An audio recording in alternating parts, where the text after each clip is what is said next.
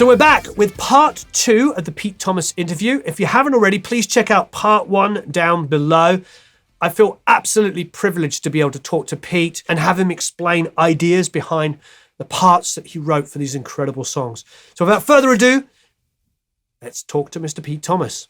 So speaking of film music, obviously another artist you've worked extensively with is Randy Newman. Yes. An example, Bad Love in 1999, Hearts and Angels in 2008. But you've also done Disney soundtracks with him. Yeah. Princess and the Frog in 2009, Toy Story 3, 2010, and Cars 3 in 2017. So can you talk a little bit what it's like working with Randy? Of all the things that I've done, that is the one that makes least sense to me. You know, I mean, really? Well, because back in England, Randy Newman, you know, those albums, Good Old Boys, and even I Love LA. I mean, it's just brilliant, just beyond anything, just fantastic songwriter, you know. And then he's this amazing, you know, writes all these soundtracks for all these massive films and things. But again, Mitchell got me in on Bad Love, you know, because he wanted it to sound a bit different, you know, not so Americana kind of, you know. I don't think I got to know Randy Newman very well, but there were some funny moments. You know, there's one song called I'm Dead, which is really good. You know, it's about an old rocker. I'm dead and I don't know it. He's dead, he's dead. They made up a loop, like a sort of crunchy loop. This is Mitchell and Chad Blake, and you know, it was one of those like, but it wasn't quite accurate. Like it didn't quite go round evenly, you know. So at the end of each loop, it jumped a little bit. So trying to play along with it was a nightmare, basically. And I tried everything. I tried turning the loop up, turning it down, turning everything else off, you know, just all these, and it was driving me nuts. And in the end, I just got up off the kit and I went into the control room and I just said, look, we got to do something about this loop. I can't, it's driving me mad. I can't lock in with it. And Randy Newman was sitting at the back of the control room and he just stood up and he said, this is a hit record. This train is leaving. He said, if you don't want to get on board, you can get off now. You know, and he was sort of joking, you know, he's being Randy Newman, but also I was like, oh no, you know, I was like, okay, don't worry, it's fine, no, I'll figure it out.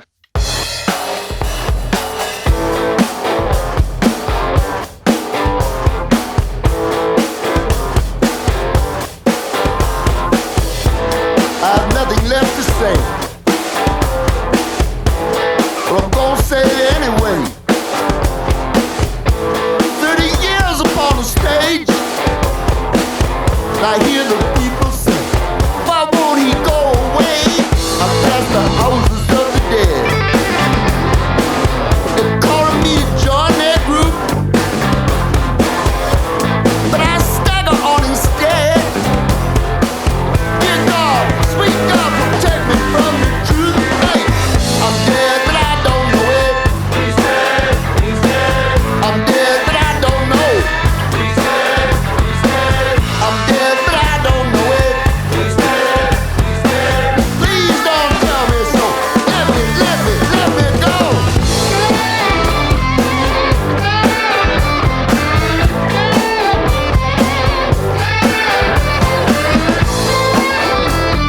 Yeah, it's interesting that I hear the loop in there-ish. Yeah. Yeah. There's a bit later on where it breaks down. But the other interesting thing is the backing vocals. He's dead, he's dead. Yep. That was all of us, everyone in the studio. Right. So I can sort of hear myself in there a little bit. That was really good fun. Doing Fantastic. And where was that recorded? That was at the Sound Factory. Oh, fantastic. Yeah. The old Sound Factory.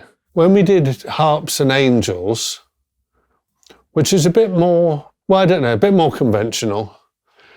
But there was one song called She's Only a Girl.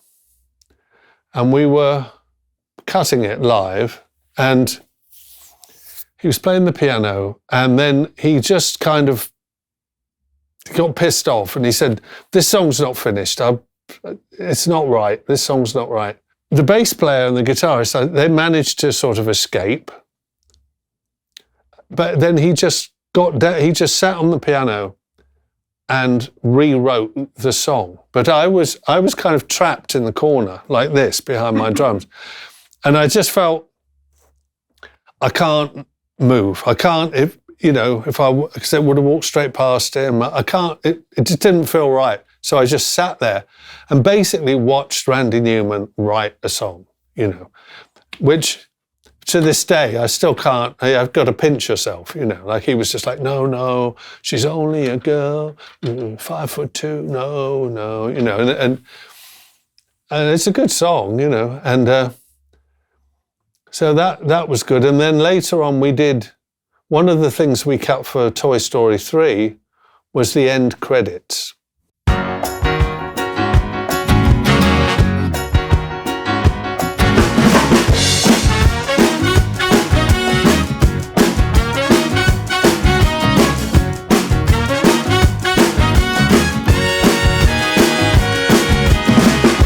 you turn your back on me.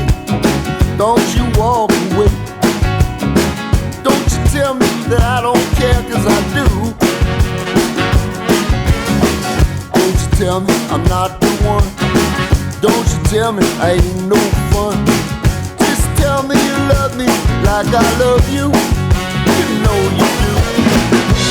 When we're together, gray skies clear up, and I cheer up to where I'm less depressed. And sincerely, from the bottom of my heart, I just can't take it when we're apart. We belong together. We belong together. Yes, we do. You'll be mine forever. But the reason I like that is because, I lost my mum quite a long time ago, and my dad not so long ago. And before my dad died, I went to stay with him for a few weeks. And I was there with my dad. We were just having fish and chips and watching Jack Tatty films. And then we got a phone call from America saying that song won an Oscar. It was like the best music in a film. And my dad loved it, I didn't get an Oscar myself, but we played on a song that won an Oscar with Randy Newman. He loved Randy Newman. So I always think of that. Yeah, it's huge. So it's, I like that one. Yeah, it was a beautiful moment. Yeah. That and watching Jacques Tati movies must be pretty good together. Fish and chips, Jack Tatty movies, Dad, I've won an Oscar. It's like... Sounds like a good day. It was a good day, yeah. Was Jacques up on a ladder trying to get the O on auto to be right? I think he was playing tennis with the girl with the plaits, Oh, yeah. Yeah. I did one or two other things with him, like songs for, various films and things. The last album I didn't get to do. I got called for it, but I was going on tour. So it broke my heart, to say like, oh no, I'm sorry, I'm doing some gigs. But they got Matt Chamberlain, and I think they quite liked Matt Chamberlain, and so that was kind of that, really. We didn't do James Bond. We need to do that. Sheryl Crow. Back to Sheryl, yes. Yes. So I did the tracks for Sheryl Crow, and that was nice, and sort of got a little bit friendly with her. I got invited out to her house in New York once and in LA once, and it was like a barbecue, and I went to her house with my wife, and there's a few people I knew there, and it was all fine. It was like, oh, hello, nice to see you and everything. And then the French doors opened and Eric Clapton walked out. And I kind of lost it, you know. I was like, oh my God, it's Eric Clapton, you know. And all I can remember, you know, I sort of went into a fuzz, you know, I got a head full of bees. And it's like, oh my God, you know, what do you say? Like, what do you say to Eric Clapton? All I can remember is he had the most expensive, fancy pair of like sneakers that I've ever seen. You know, there must be some like Fiorucci, you know. But anyway, then I got a call to do a James Bond theme that Sheryl was singing with Mitchell, but it was in New York because Mitchell had moved to New York then with Suzanne Vega. So we went to the Magic Shop. I think Sebastian Steinberg was playing bass and Steve Donnelly on guitar again. And we just did it all in an afternoon, you know, and it was just a studio like this. But I played... Huge Neve. Huge Neve. Huge, yeah. And, you know, there's timpani drums, bongos, the full James Bond, you know, but we just did it all bit by bit. We did the track first. But it came out really well. You know, it was Chad and it was recorded in a very funky sort of way. So it's not like a massive sound. And in fact, I spoke to Nick Lowe after the film came out. He said, is that you? Is that you playing on that James Bond? I said, yeah, that's me. He said, yes, I went to the cinema and it's delightfully lo-fi. You know, he really liked that it sounded a little bit kind of homemade, but it came out really well. And I still get a real kick out of that, you know.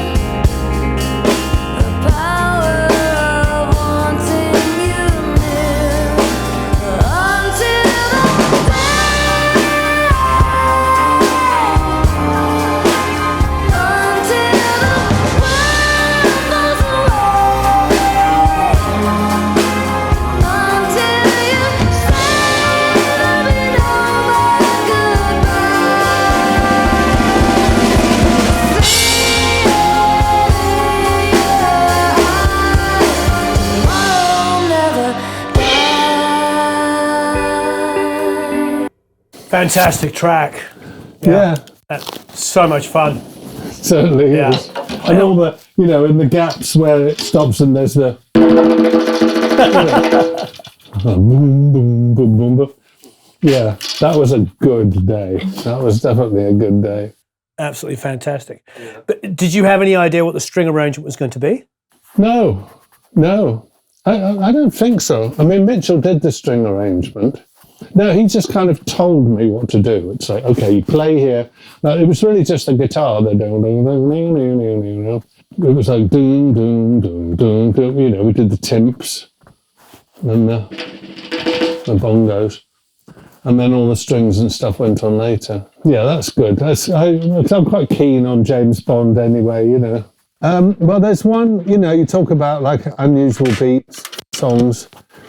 There's one of Elvis's more recent albums called The Delivery Man, which we did in Oxford, Mississippi, which was fantastic. It's great to go away to do an album because you're all together. We rented a house and we went to see Muddy Waters' Shack, and we went to Clarksdale, the home of the blues, and you get wrapped up, and and on Sunday, all the churches, you'd hear all the gospel music and stuff, so.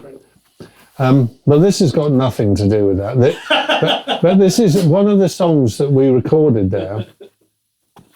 Everything was done with monitors. We didn't do anything with headphones, it was a little bit difficult at times because trying to hear everybody but Elvis wrote this amazing song called Bedlam. In London, in Victorian times, there was a hospital for the insane, which was called the Bethlehem Hospital. But it got abbreviated to Bedlam, and that's where the word Bedlam came from. It means going mad. But originally it meant Bethlehem. So during all the conflict in the Middle East, Elvis wrote this song called Bedlam. And I sort of wanted to I wanted to create something, I love those Arab orchestras, where they have, they have a lot of drummers with the big tambourines. And, I wanted to try and create something like that. I mean, ideally, I would have liked to have actually had some Arab drummers on it, but there aren't many in Oxford, Mississippi. So I came up with this beat, and I still enjoy doing it when we play it now. So.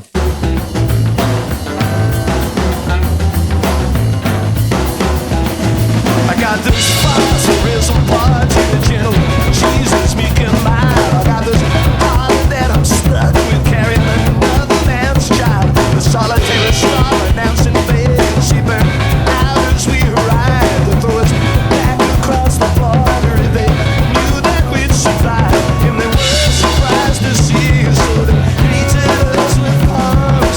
They asked for ammunition and to contrition and small arms. And I might recite a small bit if I ever said that. I lay down on an iron frame and found myself in bed. I wish that I could take something for drowning out the noise.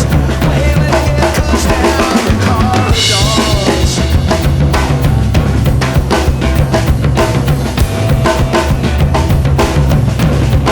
Got this imaginary radio and I'm punching up the dial. I got the AC trained on the TV so it won't blow up in my eye. Never think I thought fanciful. I thought this too extreme. Must be family entertainment here in the strange land of my dreams. And I'm practicing my likeness. I'm seeing dances on the CC. And if I hold my hand outstretched, a little girl comes to me.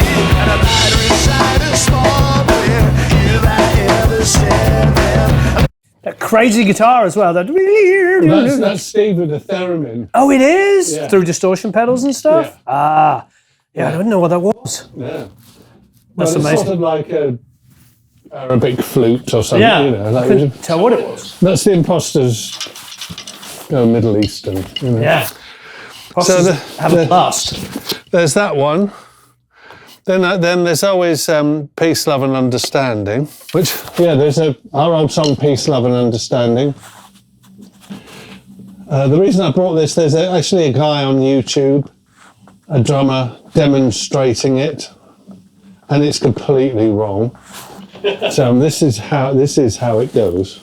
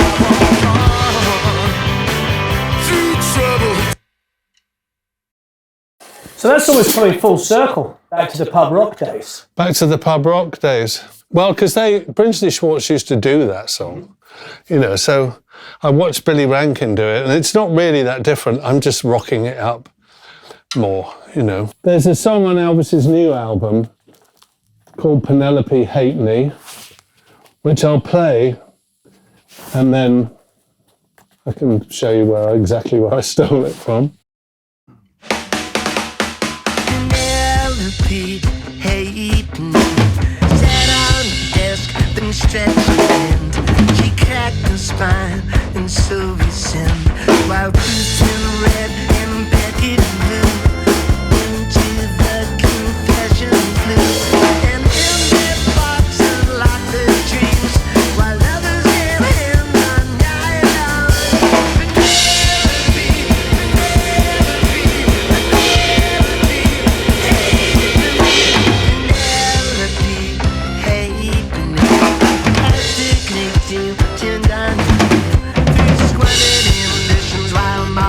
Okay, so that genius drum part is not a million miles from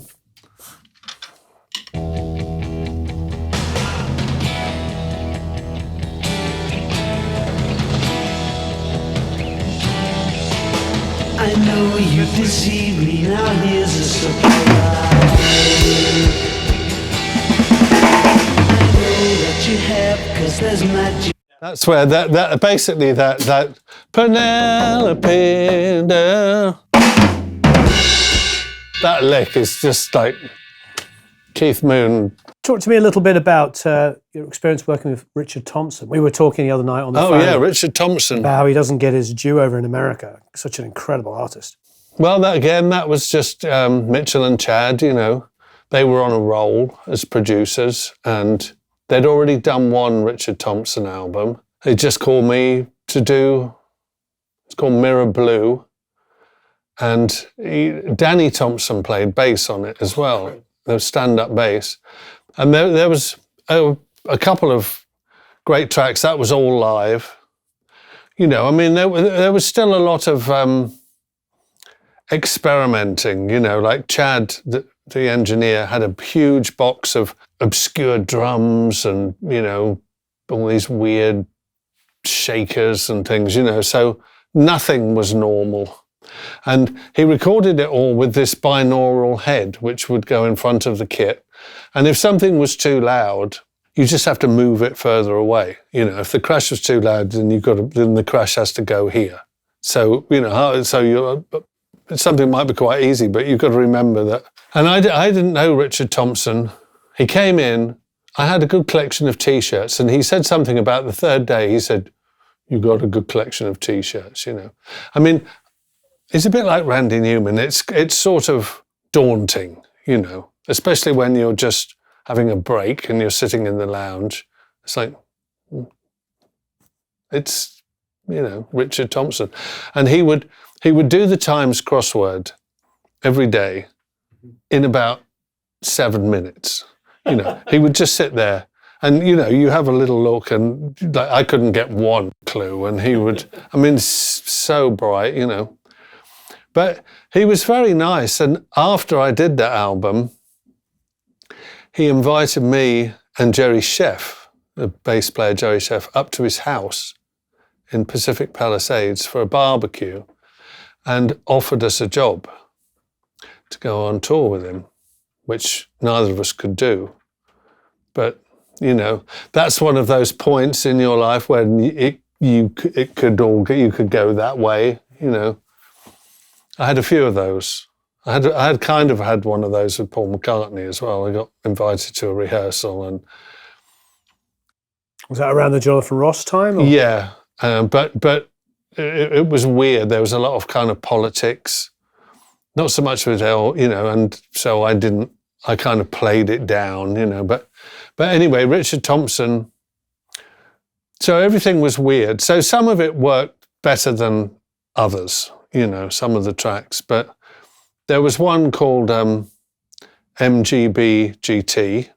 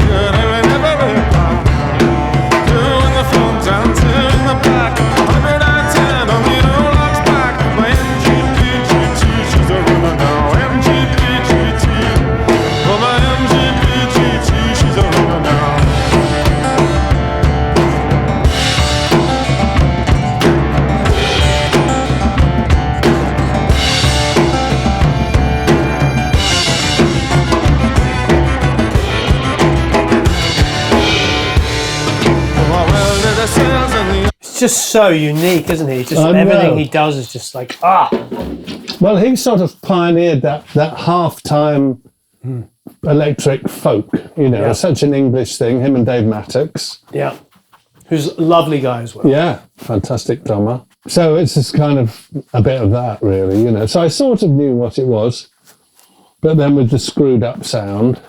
Yeah. But it was lovely to meet him, and I'm still sort of friendly with him.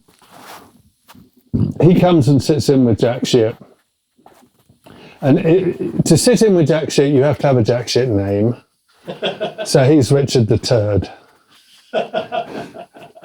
Which he doesn't particularly like. But what's the one that came after Richard Lionheart? Because wasn't he Richard II? So see? So Richard Lionheart, Richard III. Very good. Yeah. So Richard Thompson. So I see him from time to time, you know. Davey did a tour with him recently because something happened to his bass player, and so Davey did a tour of England. And he said it was great because they went to a pub every day, you know, like some off the beaten track pub. Ah, yes, John Paul Jones. Well, I'd been doing some work at Real World, Peter Gabriel's studio, with a band called the Wild Colonials, and there was an engineer there called Richard Evans that I got on quite well with. And I got a call from him, one of those calls where he said, how would you feel about coming down to Bath and recording with John Paul Jones? You know, and then it's like, what do? You know, you're like, oh my God, you know. So I did. They got me a hotel in Bath, and he picked me up in his car, Richard Evans. He had a red MG, and we drove out to John Paul Jones' house. And the first project I did with him was singer from the East Coast somewhere called Diamanda Gallas. Crazy. Like this wild, black-haired goth punk queen, but she had this incredible vocal range. She could sing like 7 octaves or something. And anyway, she was full on, flowing robes. And so it was just me and John Paul Jones and Diamanda. And, we would cut the tracks. Like he had this amazing way of doing the bass and drums where he'd have 3 amps. There'd be the Ampeg block of flats on one side. Then behind you, there'd be a stack with, 8x10 speakers. And then on this side, there was a couple of Fender Twins. So it was like treble, mid, bass. And then the drums were in the middle. And there was no editing or anything. You just had to play it old school, So the most memorable track from those sessions, it's called This Sporting Life. And one of the reasons is because Diamanda became obsessed with this rookery, which is, rooks in England are crows. They're big crows. So it was a huge, all the nests, hundreds of nests of crows in these trees behind John Paul Jones' house. So she would go and hang out with them. She would go and hang out, experiment with the calls, like,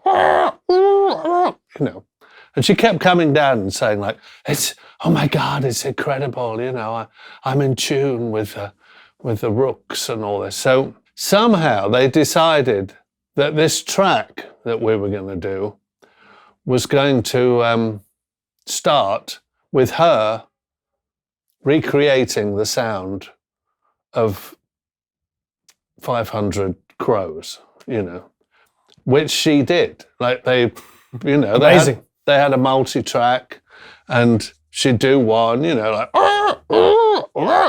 I mean, just like what you think, and meanwhile I'm just sort of hanging around. She's like, okay, give me another track. She's like, So they recorded all this and then, they ran it and then me and John Paul Jones just came in with the groove and then she went off on it's not really a song. It's more like an argument with her boyfriend, which doesn't end well, I don't think. So anyway, I've got it here, so you can see what I mean.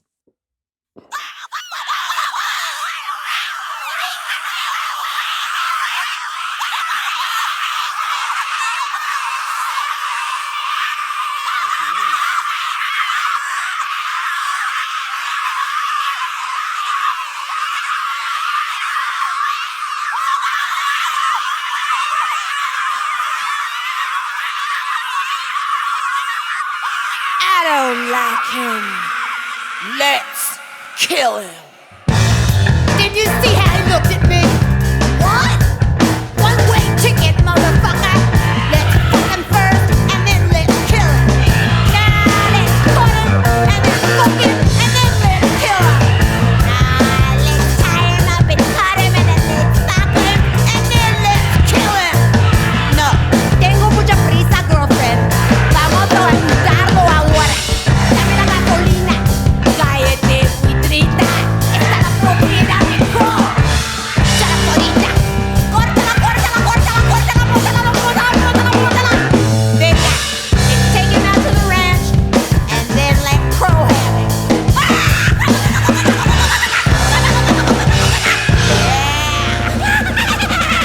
Sí, Crow. Sácale las piernas. Oye la cuerda. Oye la cuerda. Let's give him the call. He likes the time. There you have it. That's amazing. And that's in his own studio. Yes, that's his own studio it's near Bath in the countryside. Did he cut it live with the bass as well at the same time?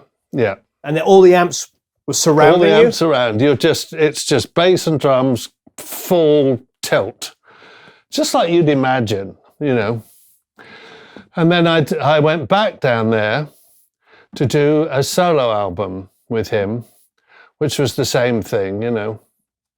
And there's always that moment when he gets his bass out, and it's got all the mother of pearl inlays, you know, all the Led Zeppelin, you know, Black Magic, whatever it is, and it's a 8-string, so he gets that down, you know, and it's a, you know, you practice it a bit, and then once you've sort of got it, then you just lay it down, and that's it, done, you know. Amazing. So I got another one, a little bit of one, which is off his solo album.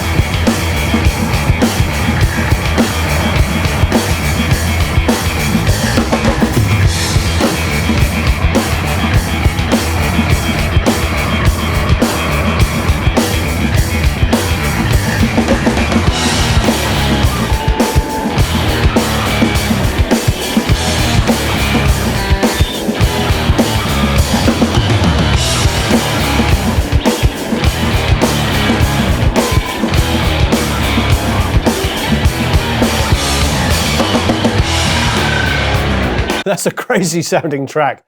And the funny thing is, like, I remember one day showing up at his house with Richard in his red MG, and it was raining, and John Paul Jones was we saw him in a field with his barber jacket on, you know, his rain jacket and his green boots. And he was just walking around in the field. And we got to the house, and he came in, and he said, I've got it, I've figured it out. You know, okay. And then he got the bass on and sort of played that, you know. It's like, how did you figure that out in a field? You know, like it's not, you wouldn't think that was the music that you would be thinking in a field, you know. And then, because he loves mandolin so much, he and I got talked into doing a tour with Nickel Creek, because their mandolin player, Chris Steele, John Paul Jones loves him, you know, so they spent the whole time like... Phenomenal player. But on stage, Chris Steele kind of became the kind of Jimmy Page of the mandolin, you know. I mean, it was a very strange show, really, because we were doing all these bluegrass festivals and things, but John Paul Jones was just playing like John Paul Jones, even though there's like fiddle and mandolin and everything. I mean, he's still like dong dong ga-dong ga-dong dong dong ga-dong, you know. It was really good. That was really good fun. So, you know, and I bump into him occasionally. I've done 1 or 2 sessions with him. I did one session with him, which was beyond anything ever, really. It was a Rod Stewart session. And the band was Dave Gilmour on guitar, John Paul Jones on organ, Nick Lowe on bass, and me on drums, with Rod Stewart doing if your memory serves you well, Wheels on Fire. Like he was cutting another version of that with Trevor Horn, and it was so funny. Because Rod Stewart did not want to do it. And he just got there and he was like, what are we doing, Trevor? Wheels on Fire. What are we doing that for? I've already done that. You know, it's like, well, the record company, you know, they want another version, and, you know. So, okay, you know, and then we'd start it, you know, and they'd be like, I didn't come in. Where am I supposed to come in, Trevor? You know, and Trevor's like, look, it's like 4 bars, Then if your memories, it's like, all right, okay. And meanwhile in the headphones, it's Dave Gilmour playing guitar, just exactly like Dave Gilmour. It's like there's no one's playing rhythm. I mean, me and Nick are just looking at each other like, oh, what is, And we got it, we cut it, but it was like, I can't hear the drums. Open the door. So I was in a booth. So someone came and opened the door, which just ruined the sound, for the vocal and everything. And it was all like that. So that was another session I did with John Paul Jones. And I've sort of laughed about it with him since, I haven't heard much from him lately. He's but really nice bloke and fantastic to have asked me to do it. Bonnie Raitt, I mean, we sort of glossed over it, obviously working with Bonnie Raitt. And while I remember, we did get a special request for a bit more conversation about Los Lobos because we only really talked about the first album. Do you have any sort of memories of the actual recording process? Of Colossal Head? Yeah, Colossal Head. Yeah, well, that, like I said with Kiko, the songs were all written, there were demos, I knew plenty of time in advance, I was really prepared for Kiko. But Colossal Head, not so much. A lot of it wasn't written or it was half written or, So that was more in the studio. There's one song called I Can't Stop the Rain that Caesar sings, which has got the most complicated drum beat I think I've ever played. And that was really Steve Berlin. And he just stood in front of me. We just went through it, it's like do do do do do do do. It's a bit like a meters sort of thing, but the drum pattern is so bizarre. And he was just calling it. He's like, no, the hi-hat there, then the snare. And it's happened a few times in my life where you think that your brain is just going to explode. There's one song that I did with Jake Bugg that was like that. And the pressure's on, I mean, everybody's expecting you to get it, It's not like, oh, well, actually, can I work on this at home? I'll come back tomorrow. I mean, it's the sort of pressure's building and you've got to get it. And I think I played it once, but I remember that. And then there's a song called Revolution, which, we sort of mucked around with.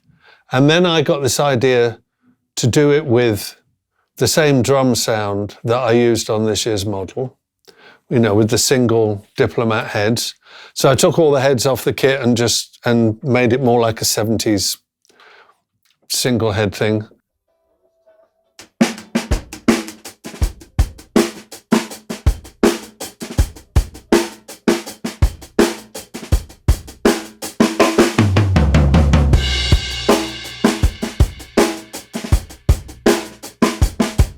Yeah. Very meters, yeah. Hey, park away. Yeah.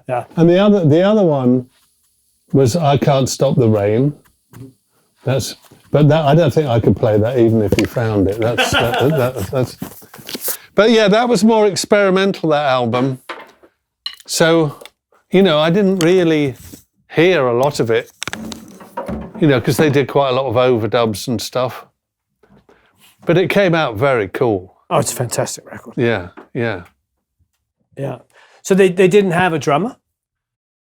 Well, I think Louis was still the drummer, but he's the original drummer, but he's also a great guitarist and he writes all the songs. Oh. And I think basically he's just tired of it, He's write the songs and play guitar. Yeah, and hang around up the front, ponce around up the front.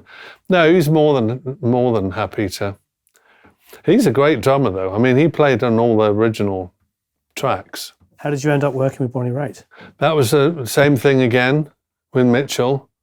It was just on a roll. It's like, oh, Bonnie Raitt's heard the Los Lobos or whatever and just fancied a change from her regular band.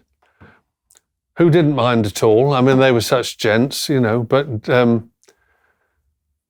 yeah, we just went in the studio. I mean, I knew Bonnie Raitt a little bit.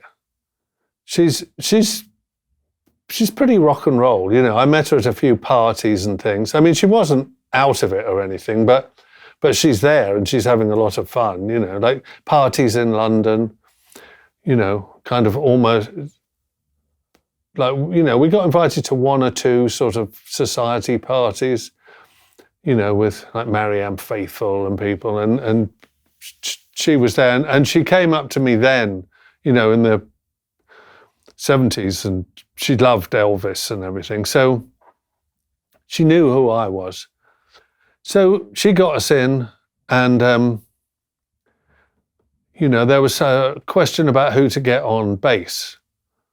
And I was very keen on Joey Spampanato, you know, who's in LBQ, who's got that fantastic old rock and roll, you know, that kind of half shuffle thing. So I think I suggested him, and she liked him, so we got him in. With Steve Donnelly on guitar again. You know, she writes the songs. I don't know if she wrote all of them, but she wrote most of them. And it was just really good fun. And again, none of my friends in England could believe it, you know. It's like, no, you can't. We're just supposed to worship these people. You're not actually supposed to play with them, you know. So, and when she came to England, after we did that album, she came to England, and I took a couple of my friends down to a sound check. And she was doing the sound check when she had pink curlers in, these enormous pink curlers. And we went round the side of the stage, and she just went, "Pete Thomas!" And she ran at me and threw her legs around my waist. And she was just sort of hanging off me like a rucksack or something, you know. Like my friends are just like, you know, this can't be true. But that was great. And, you know, and then I got to, like, she did a few live shows, and I got to go and, you know, when she did the songs that on the album, I got to sit in on the drums and play them. Incredible. I got one here.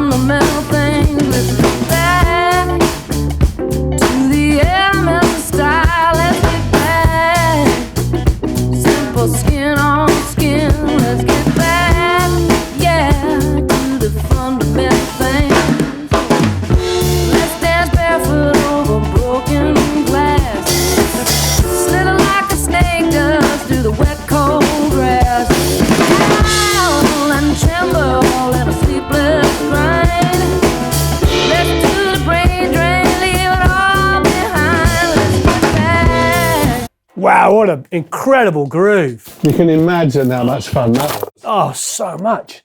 That guitar on the right. Well, that's Steve. That's another English guy. Ah, it's so funky.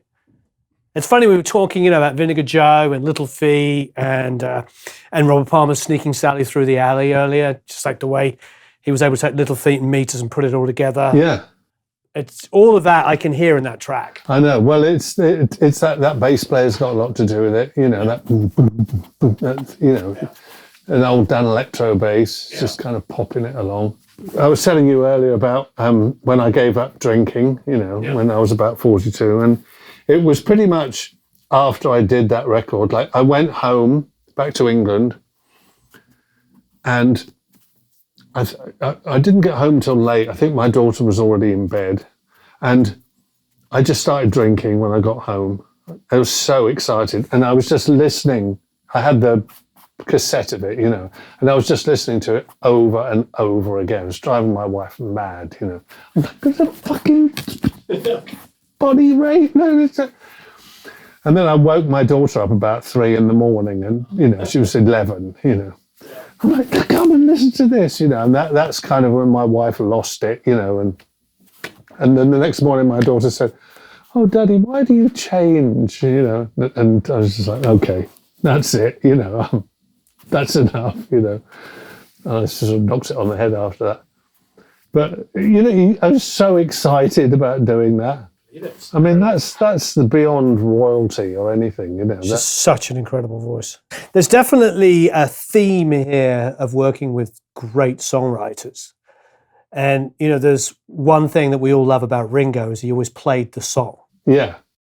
You know, there's a quote, I've used this before, so excuse me if you've heard me say this, but Keith Richards in his autobiography said, John Bonham ruined drumming. Now, that sounds like a funny thing to say, but his point is well taken by me. John Bonham was like, and everybody played on top of the hymn, and he was the freight train, and he was incredible. Where before that, the Ringos and the Charlie Watts and everything, they were playing the song. Yeah. Yeah. So, I mean, it would be safe to say that you are a song drummer. I mean, that's what people have said. Yeah. You know, and then I did quite a lot of work with Graham Parker as well. Yep.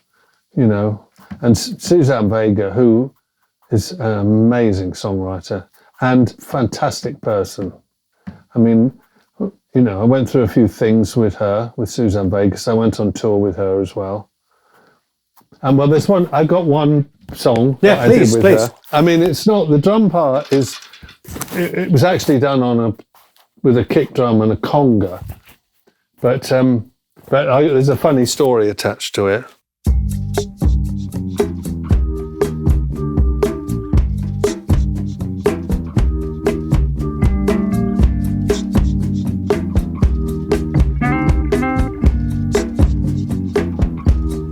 It won't do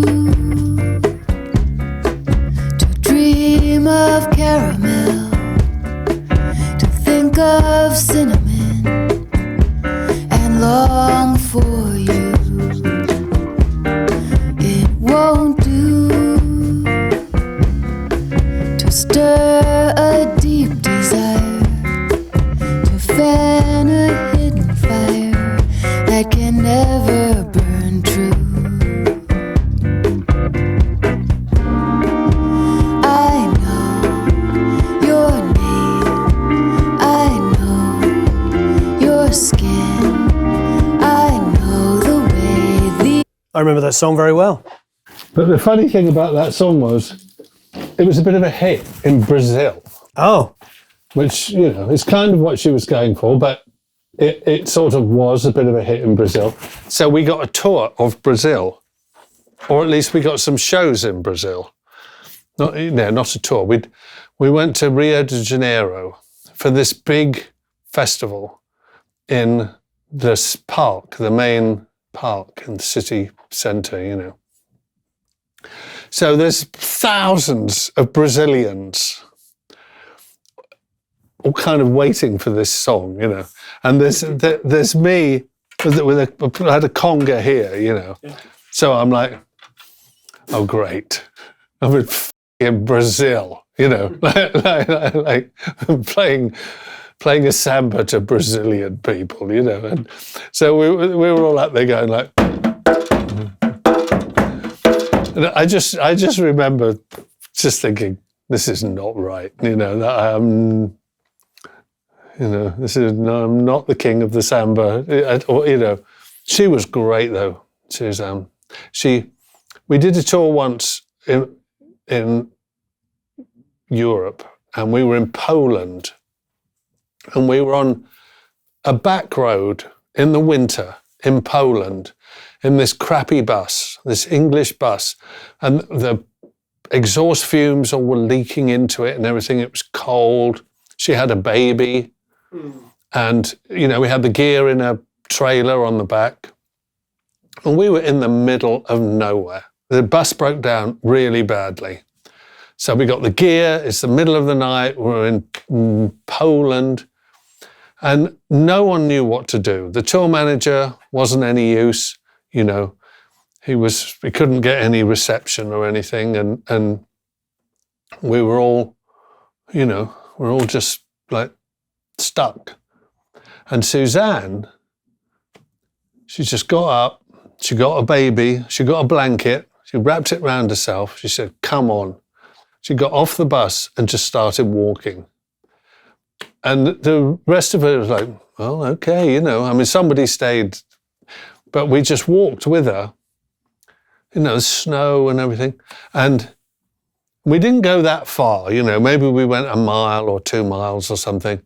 And then I remember we walked around the corner and there was this huge steel factory, like with, you know, it's probably not right, but my memory of it was like there you could see the furnaces and the smoke coming out of the chimneys, and it was all lit up, and we just walked into this place, and you know, and there was these guys, these steel worker guys, you know, and trying to explain, you know, our bus and everything is broken down, and they were fantastic. They had a truck, they got the truck, they put the gear on it.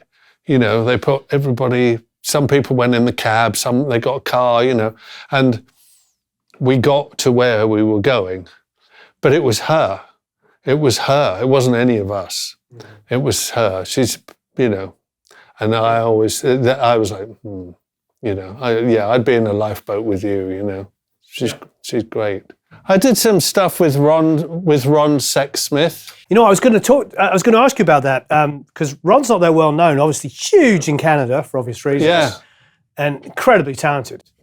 Yeah, he's a super sweetheart and lovely bloke. There's one track we did which I really like. It's a bit of an Al Green knockoff, which I could just play a little bit.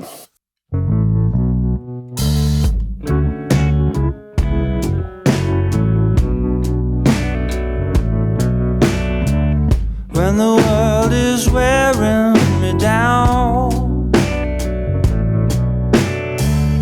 and the wind is throwing its weight around, so cold it blows right through me. I need your love, I so could use your love right about now. They say every soul needs searching, but I just don't know where to begin.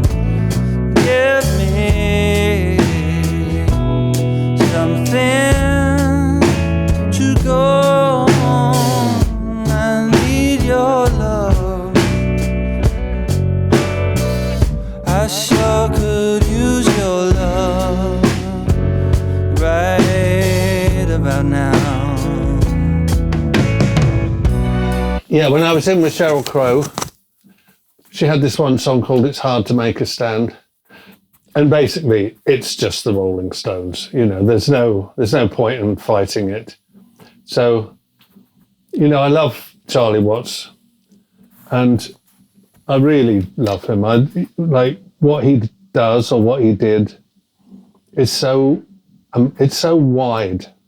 You know, the way he played with the Stones, like everything's so wide open. You know, the time and he's the commander. He's conducting the whole thing, and he's such a nice bloke. I mean, we've opened for them a couple of times, and one time we did the sound check, and I was looking at his gear, and I just said to the drum tech, "How does he do it? What does he listen to? Because he's just got 2 wedges. It's, you know, so basic." I said, you know, like, and he didn't really say anything to me. He just sort of looked at me, and I thought, oh well, you know, not to worry, and I got on with what I was doing. And then about an hour later, the drum tech came back and he said, "I've had a word with Charlie, and he wants you to come up and sit next to him for the show." Nice. And I was like, what? What are you talking about? You know, he said, yeah, you know, well, wait till they've gone on, come round the back, and then we'll take you up and we'll get you a chair and you can sit next to him for the show. I'm like, what are you fucking, you know, what are you talking about? And I said, well, I've got my wife with me. He said, no problem. I said, bring her too, you know. So they started, you know, Jumping Jack Flash and then all, you know, up there. And we went round the back and they had gloves, 2 pairs of gloves and little woolly hats, which they gave us. And then they took us up the ramp and they had 2 chairs behind Keith Richards' amp. It's like Keith Richards' amp is here, with the 4 speakers. And we're, you know, it's about this high and we're sitting in these 2 chairs and Charlie Watts is there. And he turns around and he just goes, you know, and he's playing away. And it was hilarious, you know, like every now and then Keith Richards would play a wrong chord. Yeah. And Charlie Watts just turns around and goes, you know, that face that you've seen in the videos. How can you not love someone that would do that? I mean, I wouldn't say to anyone, come and sit next to me, you know. I was all right watching until they did Midnight Rambler, you know, and then, because there's just the guitar, and I'm sitting there. I can see the speaker. All teary-eyed. Yeah, it's just like, it was like being in the Vatican or something. Yeah, you know? yeah. It's like, this is a sacred place. And then Charlie Watts comes in. I'm getting kind of teary-eyed thinking about it, to be honest. It's like pretty amazing. And Charlie Watts comes in. It's just like, oh, Jesus Christ. Yeah, I mean, I've watched him for years, so I can sort of channel it, you know, and I like to. So this is me sort of doing kind of dodgy version of Charlie Watts.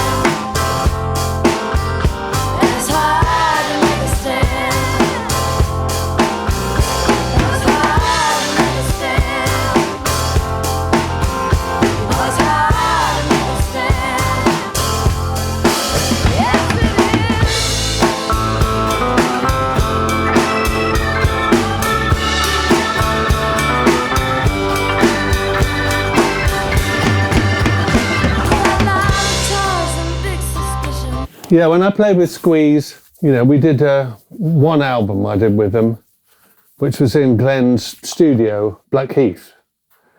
And, you know, I'd go on the train every day. I was living in Twickenham. It was quite a long trip on the train. I'd go over there.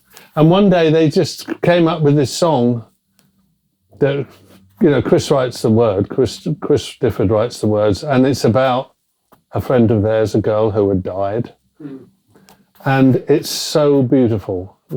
The lyrics, it's just, I think it's true that if someone has written a fantastic song, it just plays itself. You don't, like Hey Jude or something. I mean, it's just, because I think this was the first take. I think, you know, we just did it once and I love it, you know. I mean, I had a lot of fun with them, but this was one of the best days when we cut this. What a voyage our lives could be. It took us through a eyes into the calmest sea. Her smile could lift me from the pain I often found within. She said some things I won't forget. She made a few bells ring. So simple her humility, her beauty found in grace. Today she lives another life in some fantastic place. She showed me how to raise a smile out of a bed of gloom. And in her garden sanctuary, a life began to bloom. She visualized the world ahead and planned how it would be. She left behind the strongest love that lives eternally. I have to hope that when it's time for me to come her way, that she'll be there to show me around whenever comes that day. Her love was life and happiness, and in her steps I trace the way to live a better life in some fantastic place. Some fantastic place. Some fantastic place.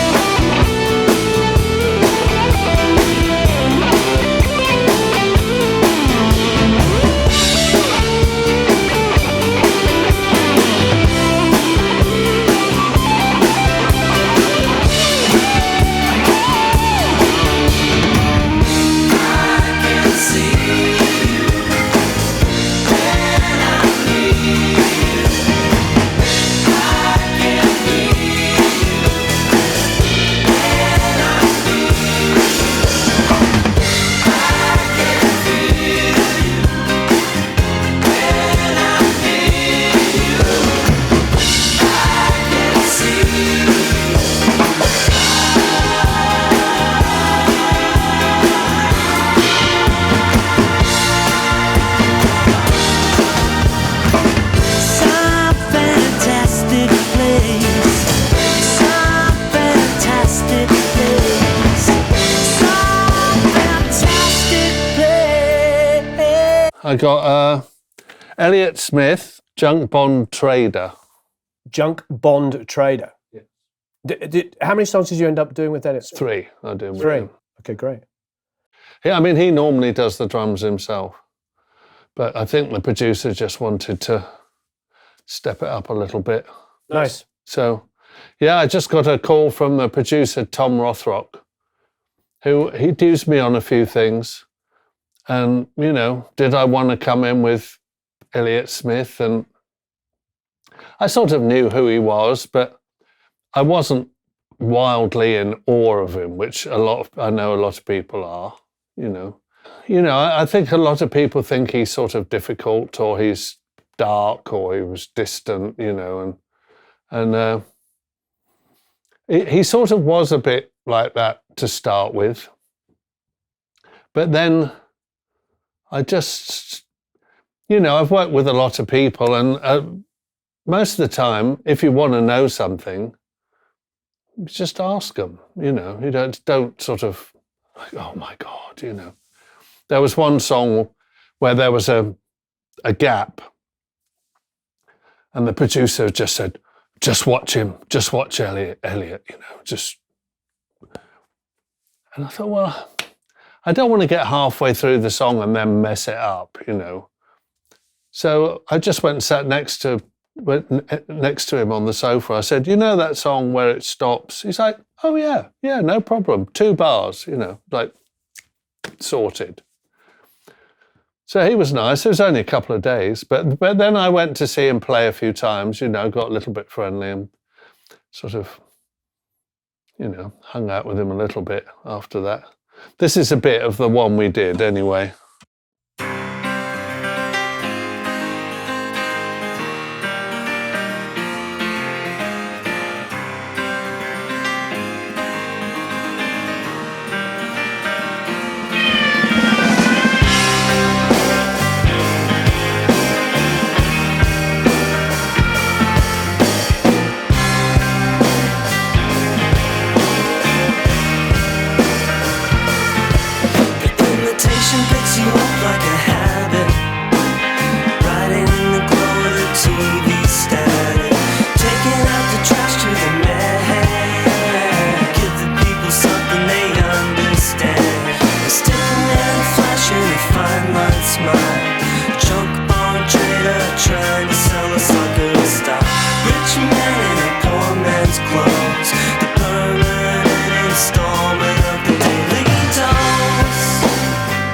Great groove. Love it. Just swings along. Yeah, it's a simple enough part, really, but that was fun, Jackson Browne, I could do. Yeah, this is some Jackson Browne. My friend Val, who's the guitarist in Jack Shit, which is my sort of bar band in LA, he plays with Jackson Browne. Jackson Browne comes and sits in with Jack Shit. He likes it. He had this one song on his new record called My Cleveland Heart. And I guess he just sort of decided that he wanted the Jack Shit sound. So we just got a call to go to his studio and we put down this track. And it does actually start with 4 bars of classic cowbell. The cowbell was a separate session. He actually called me back. I thought it was a joke. Val called me and said, Jackson wants you to go over to the studio and do a cowbell session. Like, Val, you're kidding me. It's like, no. And it took a while, it doesn't sound like a very complicated part, but it's the most work I've ever done on the cowbell.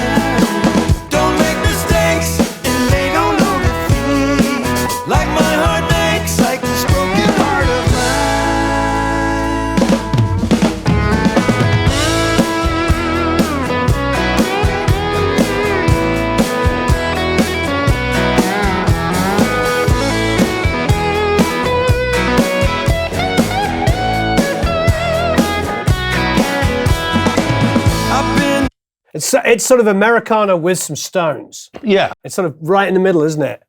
That's what I do. Yeah. No, it's, I mean, that, like when we play with him and we do Taking It Easy, I think for the other guys, it's, they enjoy it. But for me, coming from England and being a huge fan of sort of country rock and everything, it makes me go all peculiar. It's like, my God, this is a classic. Yeah. I mean, I know the Eagles had the big hit, but his version is pretty good. Yeah. So I always get a kick out of that. And when we did this, all I wanted to do was make it sound like the old kind of Russ Kunkel and, Lee Sklar, and, you know, the original band. He's such a nice bloke as well, Jackson Browne. It took me a long time to just stop being kind of in awe. Right.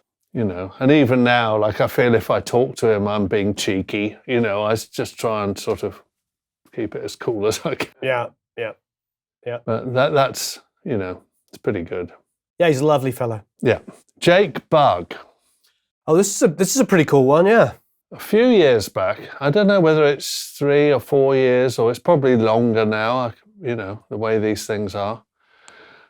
But I just got a call out of the blue from Rick Rubin's Off People or something, and did I want to go to Malibu, to the studio in Malibu, and record with Jake Bugg? I think really they wanted some English on it. They'd already cut most of the album, but there was a few songs, you know, because he's got a bit of that sort of like the Yardbirds or something like that, you know, that kind of Englishy, you know, like Bit of attitude. bit of attitude, yes.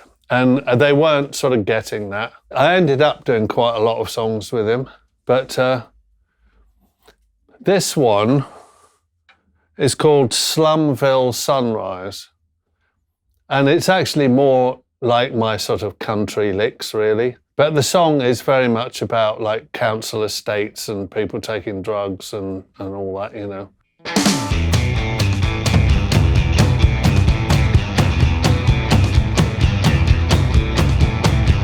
The wind keeps beating on my window. I haven't slept all night. That drum just keeps on banging. They must be buzzing at the masterpiece in a half. Tell me when the morning arrives. This place is just not for me. I say it all the time.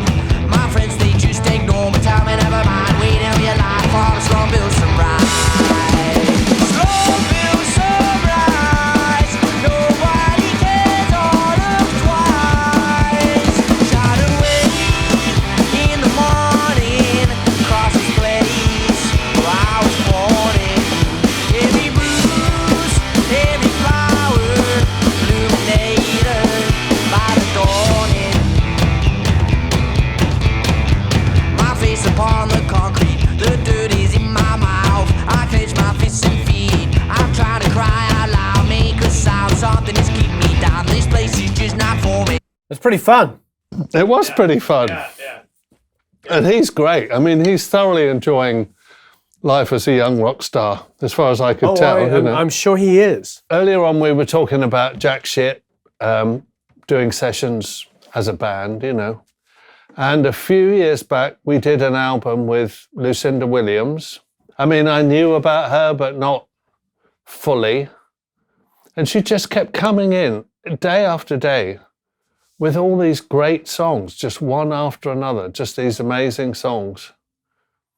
And she's pretty laid back, you know, she's like, oh, you know, and then she just starts playing and there's one after another, just these amazing songs. Incredible. So I think we were in there for about 2 weeks. We usually do 2 songs a day. One of the interesting things was that Ian McLagan was playing keyboards, you know, from the Faces. And I think it's pretty much the last session he did before he died.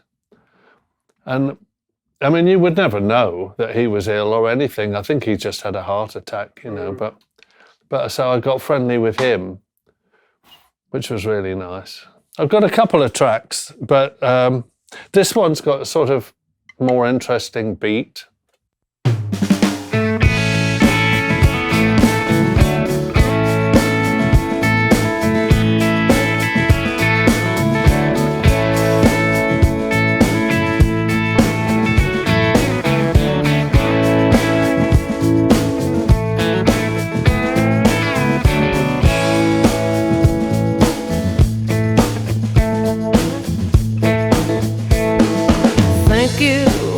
Me a place to keep my love.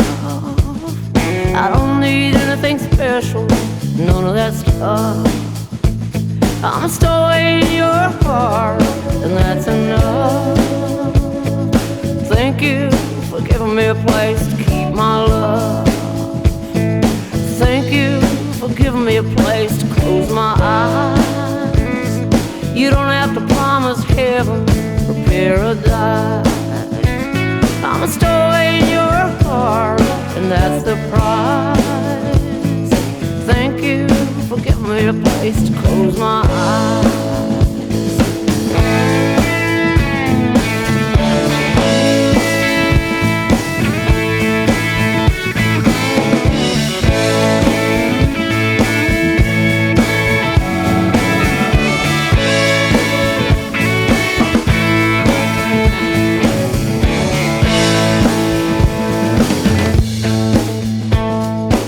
So how are you counting that? Are you counting that as a 4 and a 5?